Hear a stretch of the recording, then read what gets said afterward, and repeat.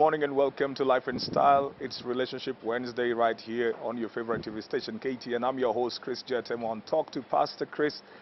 You know that every morning, every Wednesday morning, we begin with topical issues and a panel.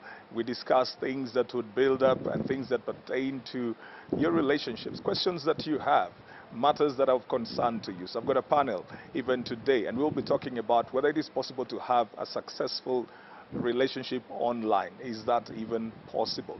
Well, the hashtag is KTN Life and Style, and the social media platforms are at KTN Life _ Style for both Twitter and Instagram, KTN Life and Style for Facebook. And we're coming to you from the 4 Points by Sheraton in Hurlingham. The ambience is good. It's a place that you can easily access malls if you want to stay around Nairobi. But if you live within Nairobi, this is a place that you could come for both business and leisure. So you've got to make the time and just come out and hang out over here. I've got these three ladies today. I've got an all-ladies panel. I've got three ladies who are going to talk to me about online relationship, whether there is a possibility for that to be successful. And I'm going to start with Sebi. Sebi, good morning. Morning, how are you? Very well. Good to have you on the show. Yes. All right. You mind introducing yourself? I know you've been here so many times, but of course. Of course. Hi, everyone. My name is Sebi Kokeo. I am a communication and PR practitioner, and I'm also mastering international relations. All right. Then, in the middle, are you, Judy? Good morning, everyone. My name is Judy Owiti. I'm a youth mentor, and I'm passionate about raising leaders in the next generation. And thank you for the opportunity to be here. All right. Hi, everyone. Thank you so much, Pastor Chris, for hosting us in this beautiful place. My name is Ruth Bolo. I'm a fashion designer and I'm a motivational speaker. Okay, so I'm just going to go straight at it. Is it possible to have a successful online relationship? I would say yes, it is, but it's a very small chance. It's a very small window. 1 out of, say, every 5 online relationships make it to the next stage. Most of the time, online relationships are flooded with lies and all those kind of things, so it makes it a bit difficult to then progress it into something serious and long term. All right, all right. Judy, is it possible? I think it depends on what the two really want out of the relationship. I have experienced both. I have seen couples, a few, maybe 1 or 2, that have had a successful relationship. It started over than online, and then they ended up getting married. Then I have seen now the worst, where it started off as online relationship, but then they got married and they broke up almost immediately because they didn't really know each other. So I think it's about the two of you. What do you want out of the whole thing, and are you sincere about it? All right. You know, Sebi, Judy says she keeps on using the words they started off. She keeps on using that. They started off. Is it possible to sustain a relationship online? Basically, yes. Why I'm saying it is possible is she's mentioned that it depends with what both of you want. And I really think the problem comes in whereby for how long is this going to happen online? Because you're not going to date someone online forever. I mean, the idea of dating is to being together, marrying, getting kids together. So I don't think this will work if it's online. So we only need to know how long is the online dating going to last. And I love the point when she said that it depends. I mean, she's seen couples who have broken up due to their own issues, but they met online, and others have sustained them, marriage or relationship online, yeah, from online dating. I don't think where we meet really matters when it comes to dating or when it comes to marriage. I think what matters is where are we going to? Where is the direction? Or what do we all want? Yeah, because we've met people in church and they've broken up really ugly. So where you meet someone does not really matter. Okay, but what is the fear then that people have with online? You know, first of all, would you do online dating yourself? I've done online dating you before, have. but I would not do it ever again. No thanks. That is a boat I don't think I would ever want to be on again. All right. But again, it depends on the person. Maybe for someone else it's worked, but for me, it didn't work. Why didn't it work? Because of lies. You know, a relationship is supposed to progress with every stage. They call the first 3 months the honeymoon stage, where you're still very cozy with each other. No one wants to upset the other, even when there's something wrong. No one wants to bring up any issue that's going to bring tension in the relationship. Then after that, your relationship is supposed to be on another level where you're comfortable enough to be able to sort out your issues in a decent manner. However, it's a bit difficult when you're dating online, because most of the time you find that if someone is annoyed, they have the option of leaving you hanging. So you both carry on that anger and that grudge for as long as you can. You're not able to sort out differences amicably and almost immediately. It drags on for a bit too long. Is that an online thing? Is that a personality thing? It could be a personality thing, but the online thing pronounces it. Same to honesty in the relationship. Honesty depends on you. It depends on the person, right? But you see, when it's in an online setup, then it pronounces the possibility of lying in the relationship, because most of the time you're not able to see the other person. Even in this era where we have WhatsApp and you can do the video calls and everything, someone can still tell you, hey, my camera is not working, if they don't want to talk to you. We've had cases where people are being scammed through the online relationships.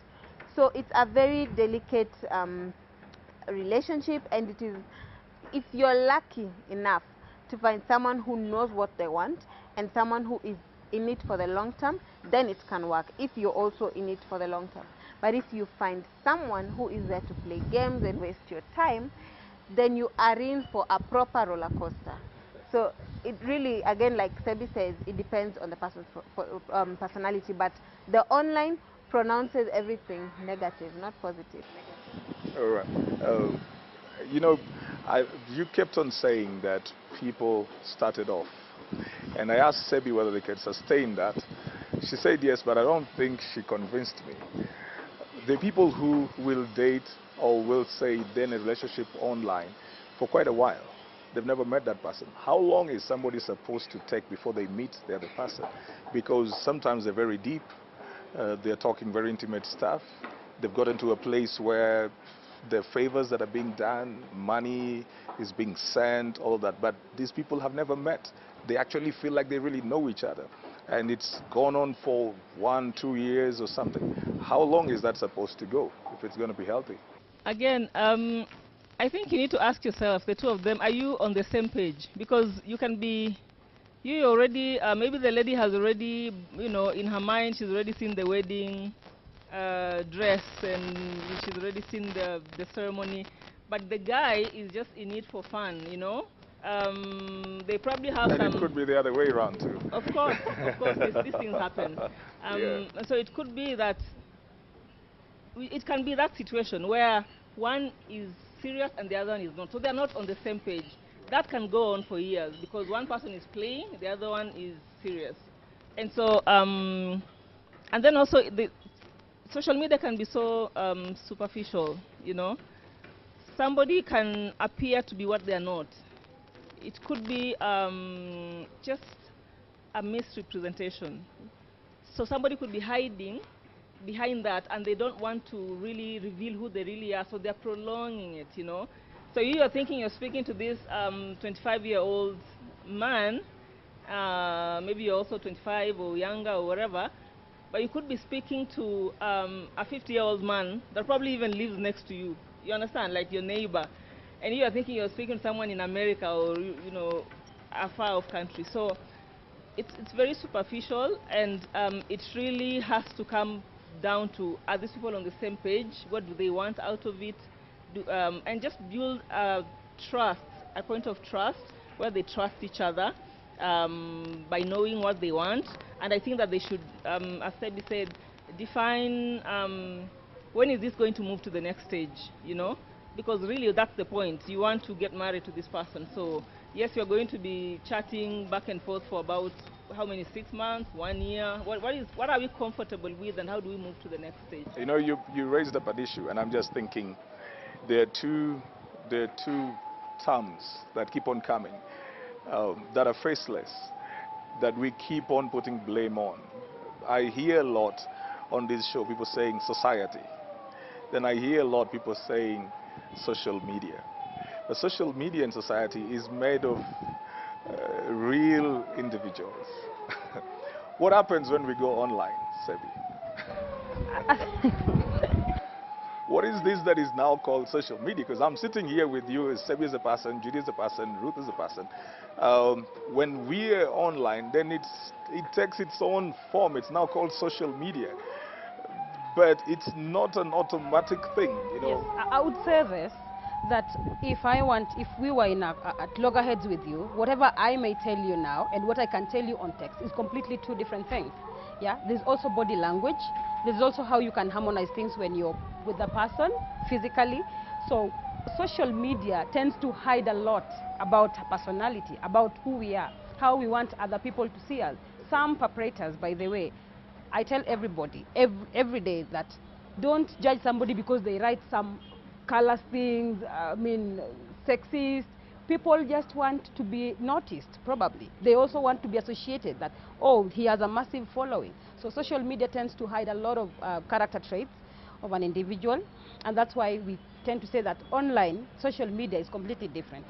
Okay. And also, if I can just add on to that, we now live in a world of, social media has filters. Like 100 filters. So you can put filters on your face until the day someone meets you and they're like, wait, where is the person I was speaking to? Because you are not that person.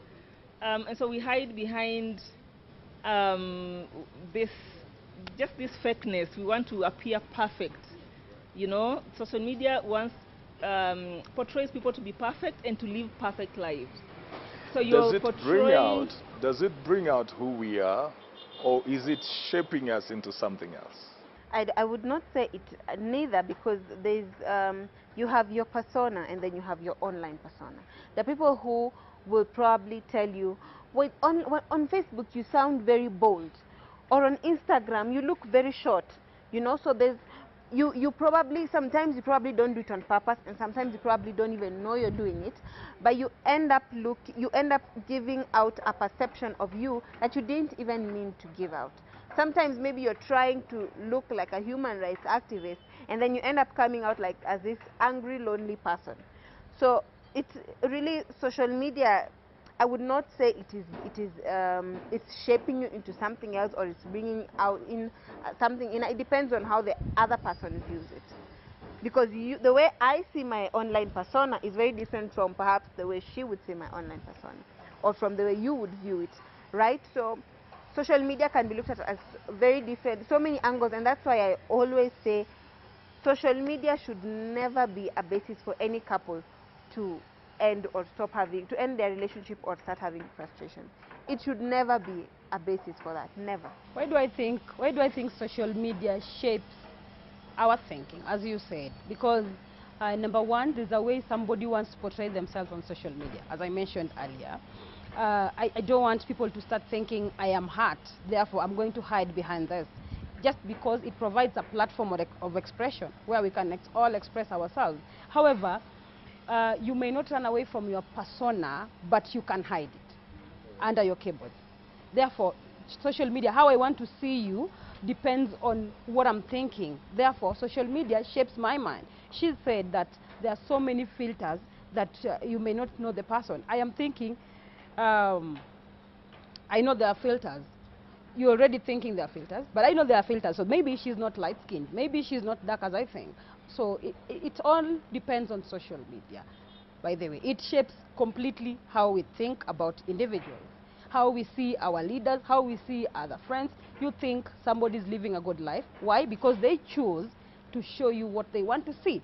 And because the social media has created a platform that everything should look good, and that you should not come out and say who you really are.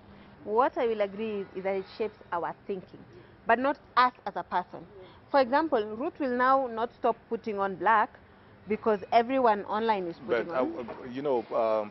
You see how, for example, just to deviate a little bit, for example, when it comes to matters politics or matters football or something, you find people who ordinarily would not converse. Yes. They will come out, and then depending on the emotive nature of the subject, you'll see people who will hurl insults. that you would never think would even greet their neighbor? You know, is it that there's a different persona? Is it bringing them out, or is it because they've seen everybody else is now lashing out, you know, bullying, so they also do the same? Is it peer pressure in a sense? Because some of them are the most quiet people. Just like Sebi has said, it gives us a platform to hide behind quite a lot. Because that's why we have quite a number of pseudo accounts. Because if I know there is nothing you can do to me if I say something online, then really I'm going to keep on doing it, right? So it gives us a platform to hide behind So so that's much. not really you? It That's not really you? The one that can do whatever they want because they want to be found out? You don't think that that is the person now being brought out? Yes, don't I think it's you. I think what I was going to say, to the point I was going to bring out is that social media will eventually bring out your insecurities. It will bring out who you really are. And you only need to bring up a hot topic, you know, something that will, for example, like if it's football, you know, maybe your team has lost and someone is making fun of you. You know, you'll be surprised that the comments I have seen, I mean, the comments I've seen on social media of people actually coming at each other, and those people would never in real life Interacted? yeah, because maybe they're shy, they're insecure, but now they're there. You can now see that insecurity playing out because now they're lashing out at that person. You know, so it's the insecurity now playing out. So, yeah, so I think that it really does reveal eventually who we really are. Because if you're putting filters also, it also speaks to how secure you are about yourself and how you want people to perceive you. But Pastor Chris, yes, it does bring out our insecurities and our fears, but our insecurities and our fears do not define who we are whatsoever. That's why I'm really insisting. It's not bringing out who I am. It's bringing out my insecurities and fears that I need to deal with. But that doesn't define who I am. Because what happens if I get past being shy in front of people, I'm now able to talk the same way I am able to talk online. What happens then, right? So it is not defining who I am. It is helping me, it is not helping as such, but it's just giving me a platform to bring out those insecurities, the fears, and maybe and in some cases the positive things that I didn't know. Because you find that's when someone becomes a comedian online, but in person you would not even want to talk to the person because the person doesn't even smile, the person doesn't even look, you know, right to your eyes. So I feel like our securities and our insecurities and fears don't define who we are. So social media brings out an aspect in us, but does not bring out who we really are. It doesn't bring out our real character. It brings up just a side of it. You know, if I can say, it brings out, say, 40%. Okay. All right. I would like to discontract whatever she said. For instance, when it comes to, let me derivate a bit, social media bullying, right? I've been a victim, so I know. She told me that, Sebi, I did not bully you. I was not insulting you because I know you. No, it was a hit of the moment. Okay? Brings me back to social media shaping our thinking. Yeah? However, you cannot hide your persona for so long on social media. There's an aspect of you that will come out, that you are actually an abusive. That's why you can create a fake pseudo account and go and insult somebody. I wouldn't do that, because why would I insult somebody I don't know about? I mean, yeah, so social media hides a lot, but the denominator here is that it gives us it gives us a room, a platform to express. All right. Really who So we is are. that a safe place? You know, now I'll go back to you said that it doesn't matter where we meet. Is that a safe place then to meet? It is a safe place to meet because I can still hide whom I am while I'm sat with you. Well, first impression, you will get we normally ignore it, that you got an intuition and, oh, whatever, maybe it's just a good person. How many times do we meet people who are bullying? How many times do we have people who we really know and change to be beasts? So it doesn't really matter where we meet. It is a safe place to meet, but not to sustain a relationship. Because at some point, you've had a long day, you've had a crazy day, you've had people attacking you left, right, and center. You've gone through a lot, and sometimes you just need to come home to someone. You just need someone to talk to in person. Someone who can really read into your emotions. Someone who can sometimes you don't even want to talk. You just want someone to hold you. and online is not going to sustain that. So it is a good place to meet, because then you get to, there are a number of things you can, you can probably ask each other when you're still both a bit too shy, say, or you're still trying to impress each other. Then you progress to something else. But sustaining it online is a lie. But now, and probably your generation is different from Judy's generation when it comes to matters of dating. So in this case where, you have like several hundreds of inboxes, for example, on Facebook, how do you even get to know who you need to pay attention to that could be a possible relationship partner? How do you even get to sieve? That's easy? That's super easy. How is it easy? It depends on you as a person. For me, there are certain attributes that I look for in a man, right? Say, for example, patience or persistence. So I will see, and boldness, right?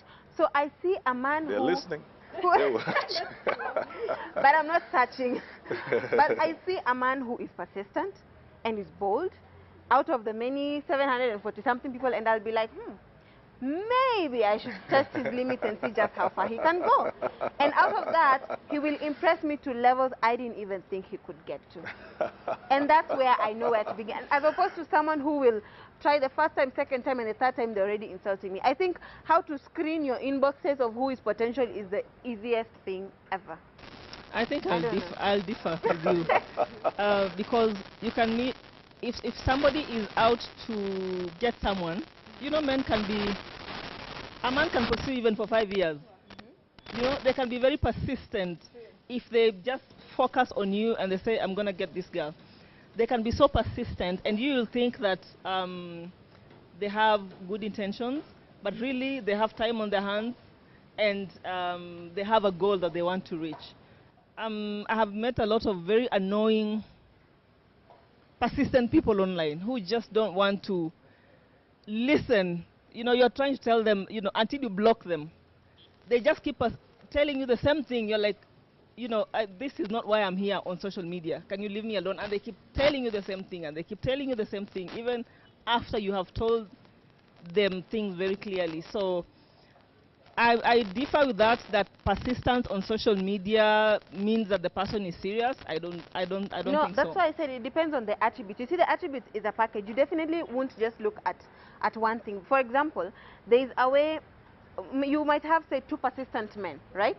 And so one will send you a message at 5 a.m. in the morning, hi, the HAE, right? And there's someone who will say, hello, my name is so-and-so, I've been following you for some. They know how to approach you, right? And they might not even directly go into the fact that they are, say, attracted to you, or the fact that, there's a way they will approach it that will make you feel, this guy gets me. And there's a way the other guy who is persistent will approach you, and you'll feel like, oh my goodness, I don't even want to go online. So it's a whole package of things that you will look at that will make you feel like, I think this is a risk I'm ready to take. Do you think, Sebi, that sometimes it's very easy for somebody to fall prey online because you come in over there, you're thinking this is your space, Facebook is asking you what's on your mind, you come in with your emojis, it's a low day, or you're putting up something, you're even just being philosophical, trying to encourage yourself through a day or something. I'm sitting over there, I'm watching, I'm thinking, she must not be very okay. Then I decide to offer you the solace that you're seeking. Summer, I just begin a conversation. And because you are at a very low place, you're not thinking too much. And so you begin to respond. Don't you think that it is easier to fall prey on social media than it would be if it were real life, even if you were down and then you're sitting over here taking a drink, I'm sitting over here, I want to begin a conversation. You may size me up more in real life than when you feel you're in the safety of your house. I would say this, that low moments really need some kind of treatment. It doesn't matter whether it's online or physical. However, social media is a double-edged sword. You will meet good people and you will meet bad people. When you talk about persistence, even physical or whatever, someone may choose to do because they are up to no good. Yeah. However, if it has not happened to somebody, does not mean it won't happen to another person. And if it happened to you, doesn't mean it cannot happen to me or it will happen to me. it's a balancing of the equilibrium. Sometimes it can be good, sometimes it can be bad. But I want to echo this, that social media has pushed us to the cliff, that you only have two choices. Either you'll jump off, meet your danger, or you stay firm on it. Therefore, as much as it gives us the leeway of expression, of getting to know people and networking, it also endangering our lives as human beings that can express themselves. You know, the people who are very good at offering you that safety when you need it. And so all they need to do is to just go online. They're checking all these people. You can tell this girl is heartbroken or she's going through something.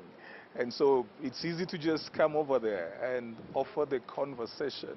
Is that a good place to start a relationship? Pastor Chris, relationships have started on Facebook. Yes. Have started on all those social Yeah, Under but I'm any just talking circumstance. about, at that particular point where you were low, you were broken, You know, you're wounded. sometimes the kind of characteristics that we show whenever someone we deeply care for is going through something tells a lot about us, right? It is a very risky place to begin a relationship, very, very risky. But at the same time, it will help shape the kind of relationship you're going to have, and at least you know this is the kind of person this is the kind of person you're getting into a relationship with. However, I will say something very risky. It's about time people learned to be just a little bit selfish when getting into this sort of online relationships, right? When you're getting into a relationship, you're at a low place and someone is offering you solace, and you really need someone. You might not give every single detail of whatever you're going through, but this person is talking to you and making you smile, making you laugh, giving you tips here and there that are making you relax, taking you to holiday places that are making you take your mind off things. Seize that moment. Whether it will work out in future or not, it is God who knows. But make sure that by the time that relationship is ending, you have some positive things that you can look back and say, oh well, I didn't actually waste 3 months of my life, you know, as opposed to putting your guard up so high that at the end of that relationship you've left with nothing. It's about time we get just a little bit selfish and seize the different moments that we can actually look back and appreciate in relationships. How does that sit for an individual, Judy? I think for me, because I mentor young people, for me I'm thinking probably this conversation is about people who are a bit older, you know, 20-something and above, maybe people who are ready to settle down, who are looking for relationships. But I'm thinking about young people. I'm thinking about a 13, 14-year-old who is online, and and they have had this thing about online dating, and they want to experiment with it. And there's a 30-year-old somewhere preying on that 14-year-old. What is their emotional capability? That's a question that I always ask young people. Your emotional capability of being able to handle conversations, to handle a relationship online. Because that person is already above you in terms of emotional capacity, thinking capacity, intellectual capacity. They already know how to play you. So how can you get that capacity to handle? So for me, that's always something that I talk to young people about. They don't go looking for, probably it's the wrong time for you to go looking for online relationships. Trouble. Yeah, it's actually trouble. And we've had cases, we see it all over news, especially in the Western world, where a 13-year-old has been raped by somebody, you know, because you're giving all your details. You understand? At that age, you give your address, this is where I stay, this is my number. So you're giving all this information very quickly. And so you really don't have that emotional maturity to deal with a relationship like that. So I think it also depends on age. Okay. Yes. And now I wanted to ask this.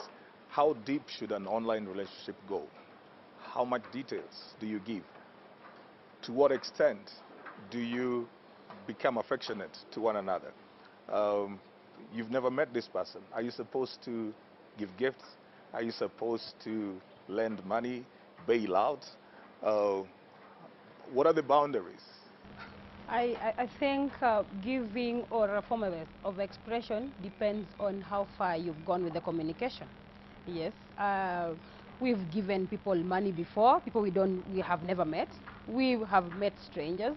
So it means it depends on how you connect, how you communicate, how you can tell. I'm thinking you're sane enough to tell whether is he lying? Well, if he lies, then you fall a victim. What about if he's genuine?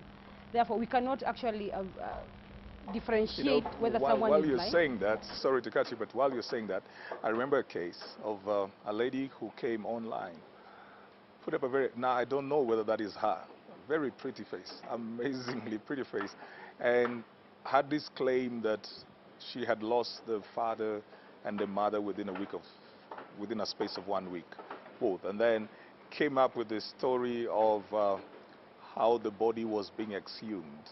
I think the mother's body was to be exhumed. So, and she's the only child or something. So there was a lot of outpouring of sympathy. And she had this thing of, people giving money to her. Then later on, the same person had changed the name on social media. The number was the same.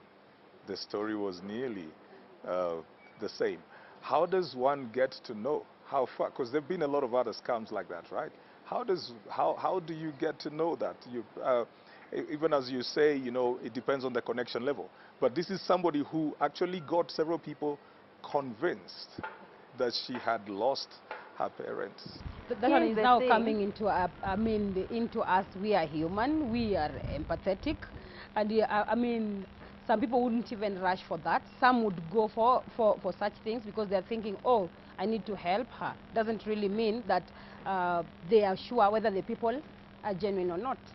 And here is the thing, Pastor Chris. Normally, when we get such cases, especially when someone comes out and cries out to the public for a certain kind of help, it is always advisable to go to the ground, go and see the actual reality of something. That is one. And two, and in a relationship setup, the minute I hear my partner's parents are going through something, your parents are your anchors. I will do everything possible to make sure, even if I'm out of the country, there is someone back home who can be there. So what if this guy is in Iceland? Like nobody in Iceland. Love is a risk. Love is a high. It's like business. It's a high risk. You might come out with some positive benefits, or you might come out completely a loser. That's why I say, seize the memories that you can. Those that are negative Ruth will haunt you for some time, but you will not have left like a Manu player with zero. You need to see some of these moments. But again, it's a risk that we take. You might meet someone in person and that person is lying to you at that moment. Let's talk about, it's online and it's long distance at the same time. And sometimes it's such a long distance that you don't even have anybody who can verify what is being said. But you've connected with this person online. And then they begin to get to the place where they need favors. My business is not doing well. I'm having this issue. I need some money. I'll get myself back on my feet. I will send it back. Is that a safe place to go? I think I would say if you're trading online, if you want to find love online, you need to go in with your heart and your head. Because there are always red flags. And if your head is there, you will start pointing them out. This is not adding up. Why does he keep asking me this? Or why is he saying this and last time he said this? Kids should not be on social media when it comes to dating and things like that. Please try and monitor your child. I know sometimes it's so difficult, we can't manage to really monitor what they do exactly with phones that we give them, especially this era, the information era. But try and monitor your child. That's number one. Number two, it is very wrong to start dating online after you've had a breakup with your man and you've been expressing it on social media. Believe me, so many people are there. So many people are eyeing you. And by the way, men love the sickest animal. They will get it to eat. They will look for you. So do not look for Don't start a relationship when you're in your low moments or when you're heartbroken. What I say, especially as at now, that I love when people express themselves. It doesn't matter where. When you're in your low moments, please express yourself. To do anything you need to do. I mean, cry, share, write, but don't start a relationship, yeah, yet, because you need to get it off. She said that in a relationship you can come out as a loser and as a winner. I would say that in every engagement with a human being, there's nothing lost. You must get something out of that person. If he killed you, then other people will learn from it. That she met so and so and she was killed. If it happens to be then the negative. If you meet somebody and you break up in 3 months, first of all, the first 1 month and 2 months was total happiness. So you enjoyed it. Yeah, there's something to learn from someone. Wow. But why would you break up in 3 months if the first 2 months was such joy? But just to add on to what Judy said, if you know you do not have the mental capability and emotionally you're not ground enough to withstand the kind of heartbreaks that come with online relationships, just don't get into it. It is very easy. Don't take that. Julie, how do you identify? How do you get to know that I am mentally capable and I am emotionally stable to start an online? I mean, we've had people breaking up out of online. But you know you're safe. Yeah, I think it's more, she was talking about, you doing that to yourself. You asking yourself whether you're able to take that pressure and the heartbreaks that are coming in. It may not be somebody else doing that for you. But still, even with that, sometimes we don't really know our strength and we don't know our weakness. I think sometimes we get to certain places and we break where we didn't think we would break. The places where we overcome, where we thought we were going to break down, and then we overcome. So I think experiences show us what is really within us. Sometimes somebody thinks, somebody will introduce themselves and say, I'm a cool person, I'm a quiet person, and then something will happen. They will flip in a way that they have never thought they would flip. Then there are people who everybody knows that one is a very angry person, Then something happens and everybody's, shocked. They handle it so cool. So everybody's surprised that you acted so mature. They wonder, what do you mean? Because they never thought that they have that level of strength. So just to wind up very quickly, what are the rules? If you're going to tell somebody who is going on to an online relationship, what are the rules? Very quickly, in about 20 seconds. I think number one, lower your expectations about somebody you're meeting online, and also be free. I mean, be flexible enough to know that it will work or it may not work. Number three, you need to know how far this is gonna be. Yeah, how long will you sustain it? All right. I would say take it slow. I would say lower your standards but maintain, lower your expectations but maintain your standards. And just like Judy said, in as much as you're going in with your head and your heart, go with your head first and then let your heart follow later. All right. And then, move it from online to offline. Get to meet somebody in real life. Get to find out whether there are people that know them that you do know. It's always just good to be safe somehow, not snooping, but you can always try to find detail about them, see whether you have common friends, common acquaintances, places that you share, interests that you share, just to be a bit more sure, and that could happen, whether it is in real life or online. You just need to be sure. That's all the time that we've had on this discussion today, coming to you from the 4 Points by Sheraton in Hurlingham. This has been Talk to Pastor Chris. Chris Lokusa is coming up next, so don't go anywhere. Keep it right here. Relationship Wednesday.